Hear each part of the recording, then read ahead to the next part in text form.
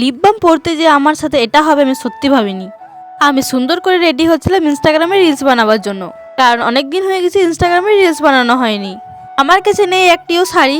আমার কাছে নেই তো কি হয়েছে, আমার মায়ের কাছে তো আছে। তো মায়ের একটা শাড়ি বার করে নিলাম, তারপর কি সাজগুজ করতে স্টার্ট করে দিলাম। আমার সাজগুজ মানে তো তোমরা জানোই, একটু কাজল, একটু লিপস্টিক আর একটা টিপ। সরস্বতী পুজো আসতে না আসতে হয়তো সবাই গায়েব হয়ে গেছে। হ্যাঁ বন্ধুরা, হ্যাঁ আমি ঠিকই বলছি, কারণ আমার ভিডিওতে যারা ডেলি কমেন্ট করে তারা তো গায়েবই হয়ে গেছে। তোমরা কোথায় আছো প্লিজ আমাকে একটু জানিও। ওই একটা গান আছে না বন্ধুরা, জিন্দেগি এক সফর হ্যাঁ সুহানা, ইহা কল ক্যা হো কিসনে জানা। হ্যাঁ হ্যাঁ জানি, আমার একদমই সুর ভালো না, কিন্তু এই গানটা আমার লাইফের সাথে একদম ম্যাচ হয়ে গেছে। কাল ক্যা হো কিসনে জানা, কারণ কিছুদিন আগে আমার মনটা খুবই ভালো লাগছিল, কিন্তু জানি না কেন এখন আলসি আলসি লাগছে। আচ্ছা বন্ধুরা, তোমরা যদি কিছু জানো এটার উপায় তাহলে আমাকে অবশ্যই কমেন্ট বক্সে প্লিজ জানিও।